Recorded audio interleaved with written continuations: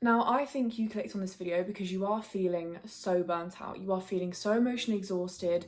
You are just completely overwhelmed with everything that's going on in your life. You are so consumed with just a lack of energy. You have no zest for kind of things you used to find exciting. You don't find what you used to find exciting, enjoyable anymore. You've kind of lost that spark in you for a bit, and you want to know how to get back there. You want to know how to get your spark back, and like the love that you have for your passions and your hobbies, and just to enjoy, work again, enjoy, your passion projects and things that won't set your soul on fire, and you want to be able to get your energy back. Because I think when we think of burnout, we actually forget that burnout is usually an emotional thing. Burnout is emotional exhaustion. It's not necessarily, or at least not in modern day. Yes, okay, obviously it can be physical exhaustion as well, but it's usually just emotional labor that we've been doing, and we're just exhausted. We're so done. And I want you to know that you're not lazy. You're not lazy for being burnt out. Burnout is not laziness. Burnout is like an inability to keep giving. Laziness is just a lack of desire to, push yourself when you could push yourself, or lack of motivation and desire to get what you want. It's, oh, I can't be bothered. Whereas burnout is literally like, I can't. So don't be so hard on yourself. One of the things I realized as being a big contributor to my burnout was doing meaningless work. When you do things that do not set your soul on fire, that do not kind of make you feel passionate, you don't really care about it, you're just doing it for the sake of doing it because you kind of feel like you have to, that kind of work is going to burn you out because there's resistance there. And this, in my opinion, is where burnout comes from. It's the effort that you have to put in to do something that you do not want to do, that does not set your soul on fire, that does not mean anything to you. When I came straight out of uni, I was doing work in brand management and social media. I was doing work for corporations, for people who I didn't really back, didn't support, thought they were morally bankrupt, and didn't think that their idea and that what they were doing was good. I thought it was meaningless. It didn't mean anything to me. I didn't feel passionate about the work that I was doing, and it burnt me out. I was literally sick every 2 weeks, at least every month, but every 2 weeks, I'm pretty sure. While I was working corporate for that year, straight after finishing uni, I was so sad and ill and knackered all the time. And now I am probably working the hardest I've ever worked in my entire life, but it doesn't feel like that because there's no resistance. I think that the work that I'm doing is meaningful. I like what I do, and I like, how I'm doing it. I'm in flow state. I'm in this sort of fluid, natural, no resistance place. When you do meaningless work, there's resistance. You are, resisting it. You don't want to do it. So your body's having to work doubly as hard to force yourself to do something that you don't want to do. It's like walking up a hill with a really heavy backpack on, or like carrying something really heavy. The hill itself is a battle. It's hard. When you're a creative person, you do have to put in the work, you do have to put in the grind, but having that extra weight is like, that's where the problem lies. When you do something that you don't find meaningful or you don't want to do, it's like adding to that extra difficulty that is working anyway, that is striving, that is putting in, work to create something, to do something. So there's resistance there, and that's where you're burning out, because you're having to put in so much work just to counteract the fact that your body's resisting it and doing it anyway. The work itself is hard enough, but then the fact that it's not meaningful to you, it doesn't mean anything, you don't like it, it doesn't set your soul on fire, is causing you to have to do double the amount of work, and it's burning you out. The emotional labor you're having to do, when you go to work, you're having to interact with people that you probably don't even want to be around. You're having to put on a mask, you're having to put on a face and pretend to be this person at work that you're not. That's exhausting. That's exhausting. And I'm not saying that corporate work cannot be filled with passion. I know so many people that absolutely love their job. They find it really thrilling. They like what they do. They see meaning in what they do. And I love that. I back that. I'm not saying entrepreneurship or doing something alternative is like the only way you're not going to feel burnt out. You can love your job. You can love your 9 to 5, But if it doesn't mean anything to you and you don't see the value in it, you're going to burn out so quickly. It's going to cause so much resentment and bitterness and like resistance to the job, and it's going to cause you so much emotional turmoil and grief just to turn up, just to get there, just to do the work. So in my opinion, burnout won't happen nearly as likely. It might do if you're, there's obviously entrepreneurs have to deal with stress, but I feel like for me, yeah, I'm willing to go through the stress and the turmoil because I know that it means something to me and I know that it's significant to me. It's almost like worth it, and it's not that extra burden that I have to take on because it feels like it's significant for me. Okay, the actual job might present challenges and so on, but it's going to feel significant for you. You're going to be feeling motivated to do it because you like what you do. Doing something you hate and that like extinguishes that fire, you're going to hemorrhage energy. Energy is going to be spilling out of you because you're having to put in so much just to do the job that you don't want to do. Something as well that massively burnt me out was my inability to set boundaries and my inability to put myself first. Doing so much emotional labor, whether that be overthinking, whether that be agonizing, whether that be abandoning yourself by putting other people's needs first, is also going to burn you out. The amount of people I had a year and a half ago who like literally held me back from pursuing my dreams because first of all, I wasn't willing to acknowledge the fact that they were draining me. But also they were still being draining people. So I do take accountability for the fact that I kept these people in my life. But the amount of people from that year and a half ago who massively burnt me out just by existing in my life is insane. Having let them go and having moved on from them has unlocked so much energy for me to follow what I love and for me to do what I love. I have preserved and have been able to maintain so much emotional energy to be able to work on my friendships, to be able to work on my relationship and to be able to work on my passions. And it's been so lovely to be able to do that and not spend so much time agonizing and overthinking around people that suck, around people that drain you, around people that aren't there for you.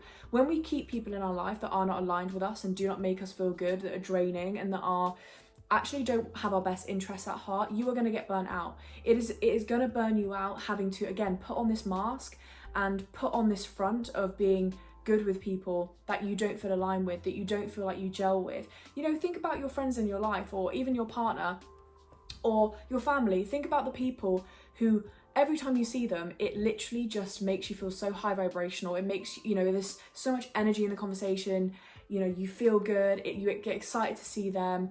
It's just this amazing, connection that you have. It feels so energetically high. And then think about the people in your life who you're like, oh my God, every time I see them, I dread seeing them because I know I'm going to have to put on a front in order to be around them and I don't feel like I can be myself with them. That's draining. That's draining your energy and it is burning you out little by little. Over time, that will increase and it will burn you out and you will not be able to dedicate your energy to things that you want to do, that you love, because you're so consumed with overthinking. Do they like me? Do they not? How are they with me today? Oh, are they bad with me? Are they good with me today? Oh, that person was a bit off with me. They said that kind of comment. It kind of really hurt my feelings. No. Like, I am so grateful now because I have friends that do not cause me to come away thinking or come away from hanging out with them questioning the friendship, questioning the relationship, questioning how they feel about me. Because that sure as hell used to drain me. Like I said, I'm working the hardest I've ever worked at the moment because I'm balancing a full-time job and then my creative pursuits and, trying to kind of get a house and get a car and all that kind of thing. I have all this energy now and all this ability to work as hard as I can on my creativity and my dream because I let go of people that were sucking that energy from me for free. Being selective with who you have in your life is so crucial.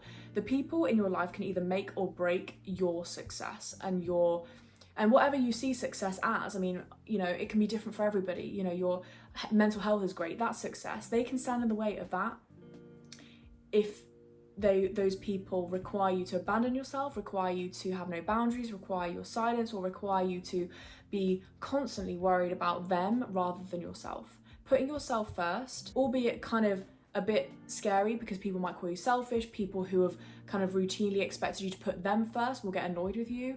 But once you get rid of those people, or literally, I don't know, change the relationship you have with them and kind of keep them at a distance, you will unlock and savor so much energy for your passions, and you will no longer feel nearly as burnt out as you once did. I like I said, I had burnout for like what, two years. I can pretty much mostly put it down to the fact that I had people in my life that were not meant to be there. And be honest with yourself, because it's not comfortable walking away from people. There might be a bit of resistance, they might not like it, they might, you know, do a bit of a smear campaign, but at the end of the day, you win back your energy, you win back your capacity, and you are no longer burnt out. I know which one I'd rather choose. An extension of this is people pleasing. I'm a recovering people pleaser. Many of us are. Society breeds people pleasers like nobody's business. You know, when we live in the society in which we do, in capitalism, we are a world with narcissists and we are a world with people pleasers.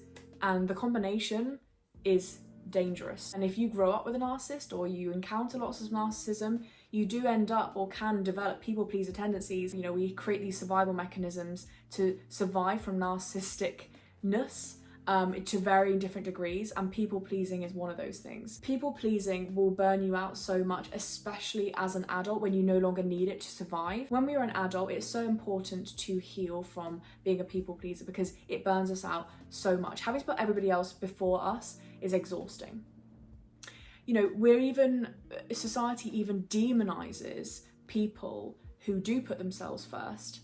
And calls them selfish and suggests something's wrong with them for putting themselves first. That's not true. Putting yourself first is probably the single best thing you can do to kind of savor your own energy, conserve your own energy, and stop your energy being drained.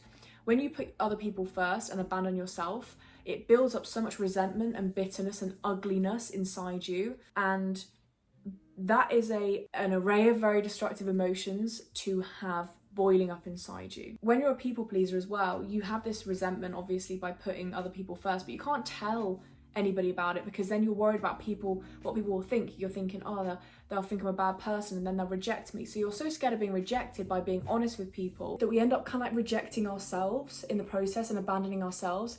And that is so burdensome. You know, that really takes it out of you because again, it's kind of like how I think about the work thing. You're having to do double the amount of effort to literally abandon yourself. Like your body's going to want to protect you. Your body's going to want to put you first. So you're having to counteract. You know, every single time you have an instinct to put yourself first or you want to put yourself first because that's what your body wants, that's what your brain wants, and then you're counteracting that by putting other people first and other people's needs first. You're having to do double the amount of effort just to counteract that. It's the same thing, it's the same concept. It takes double the amount of effort to abandon yourself, and it takes absolutely no effort to choose yourself and to choose what's best for you. And I think as well with people pleasing is that it's also about being liked. You know, we're so consumed with being liked and being accepted that we're willing to mold ourselves and contort ourselves into what other people accept of us. And again, that's in a way abandoning yourself because you're not being authentic. You're choosing what people accept about you and an acceptable version of you over your authenticity. And that is so draining because again, you're having to force this character on, you're having to mask. It's not naturally coming to you. Whereas, you know, think about those friends that you feel like you can be your complete self with, your authentic self with, light and dark. It's not exhausting to be around them at all. It feels like you're with a brother or sister. It feels like so natural to be around them. And then think about those friends where you have to pretend and you have to be somebody else, and it's so exhausting. You get burnt out. Friends and people that expect you to please them and people that expect you to put them first are going to drain you so much. Removing people like that expect you to give of yourself and your own energy to keep them like give them sustenance have got to go. They've got to go. You are burning yourself out.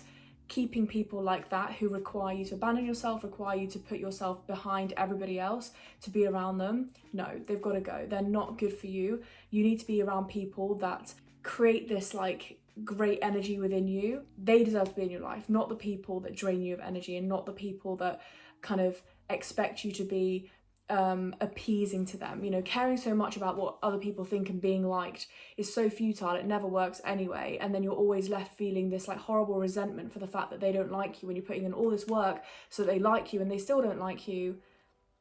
And caring so much about whether or not somebody likes you or not is such a waste of time. It's like it's contributing to you overthinking, it's contributing to your focus being off actually building yourself up, building your self-worth outside of external validation. It's distracting from that. Trust me, when you start getting an internal validation and you start to get more and more of this and you start to build up, you know, this understanding that you give yourself value and you alone can give yourself value, it just reduces the hemorrhaging of energy. You're bringing it all back to yourself. People matter so much when it comes to burnout. Finally, I will say that contrary to kind of what we think, burnout can happen when you don't act. Literally like 2 or 3 years, when I first started YouTube during COVID, 3 years, where I would get so emotionally overwhelmed and burnt out by stressing over what I was not doing. So I used to have the belief that I didn't have to put in too much work and things would come to me. When I first engaged in this sort of manifestation space, I was kind of convinced that I just needed to change my mindset and I just needed to reframe things and I just needed to expect things to happen and they would happen, they would materialize simply just through my brain. And I think there is merit to that. I think that's a good point. But what I've discovered personally is actually acting on your dreams, acting on, you know, doing even a little bit per day or as much as you can, showing up for yourself consistently is what is going to build up the perspective, and that's the thing that's going to reprogram your brain to believe that your dreams are within reach. Because when you're working on your dreams, you are proving to your brain that, you know, the journey is there. You are in the journey. You are on that trajectory to where you want to be. You're proving to your brain, wait, hang on, I'm doing this. I'm seeing, you know, maybe some results and it's working. When we don't act or we don't act enough, it can burn us out because we're so consumed with, oh, I feel like I'm not doing enough. Oh, I'm not doing this. Oh, but I don't know if I can do this. I don't have time. We make excuses and we have this sort of victim mentality. We end up actually wasting so much energy on feeling inadequate and feeling like we're not doing anything towards our dream. And then that burns us out to actually then be able to do practical things to work on our dream. I feel like that was a bit of a complicated sentence, but you know what I mean. The moment I was like, you know what, I'm actually gonna have to make time for this. Okay, I've got a job, but I'm gonna make time to do half an hour this evening to do some editing. And once I started doing that and then saying, you know, having boundaries of time and saying, no, I'm going to do half an hour and that's it, so that I don't get burnt out and I can just watch movies for the rest of the evening and chill, that's when things started to work out for me. That's when I started to grow on YouTube, that's when I started to grow on TikTok, was when I started doing the little and often things and proving to my brain through my action that I was on that trajectory to where I wanted to be, that I was on that trajectory to success. Weirdly, I was getting more burnt out with my lack of action. Because when we're multi-passionates or we're creatives, we want to live in our purpose, we have to put in the hours, we have to put in the time to create a space where we can do that. It doesn't matter if you don't have that dream. You know, if you go to work and come home and that's your dream, like you're enjoying your job, when you're doing something you like at work and you're not sort of striving for something else, and you know, that trajectory. But when we're creatives and maybe we're doing a corporate job that we don't want to do, or we're doing a part-time role that we don't want to do, and we want to escape from that and actually, you know, make a life for ourselves that's based on our creativity, we have to take action on that creativity. That inaction when you want something else is what's going to burn you out. I don't mean, you know, in maybe a sort of traditional linear success route. I mean in the route where you know that you have to take different action. You know you have to take action to get out of a situation and you're not doing it. That's what can burn you out because you feel so overwhelmed at the prospect and you think that it's this like big entire thing, when actually you just need to do small steps to get there and you will get there. So understanding that a little and often and consistency is actually going to help you reduce your burnout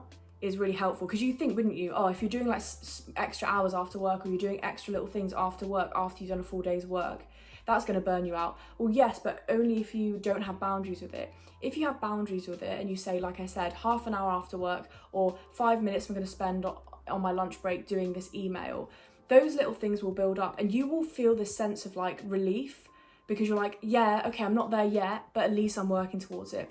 At least I'm not, this agonization of not doing anything will go when you take action. By taking any action on your dreams when you want to escape your current situation is so key, and it prevents that burnout. Like now, I don't have burnout anymore. I've been very lucky and I've pretty much recovered from it. But what's great is that I don't feel this sort of insecurity. I don't feel this like emotional burden of like, oh, I'm not doing well enough, or I'm not doing this, that, and the other, because I'm taking action. Like as much as I can, within reason, to make sure I'm looking after myself as well. I am taking action on my goal. When I wasn't, I was getting more stressed. Do you see what I mean? You're getting stressed by the lack of action, and by taking at least some action, that stress just went. Anyway, that is it for today's video. I hope you enjoyed it. I hope it was useful. I hope you feel like you were kind of validated and you have some tools now to be able to kind of like work through this burnout period of time that you're experiencing, understanding where it's coming from. See if you can kind of like, see what you've seen in this video, apply it to your own life if it does apply. Do let me know how you guys have been able to recover from burnout, or what's helped you ease it, kind of get through that period of time in your life. I really want to know, because it can literally happen to anybody, and it's certainly, I think, happens to creatives. It really does happen to people taking an alternative path. It does happen to people that are doing things they really don't want to do. It happens to people who want a lot for themselves and want a lot for their life, and they're trying to do everything and create so much for themselves, and it's just getting too much. So I hope this helps. Thank you so much for watching. Like and subscribe if you did enjoy this video. That really, really helps me out. I appreciate it more than I can explain. But with that, have a fantastic remainder of your day, and I will see you in my next video. Bye.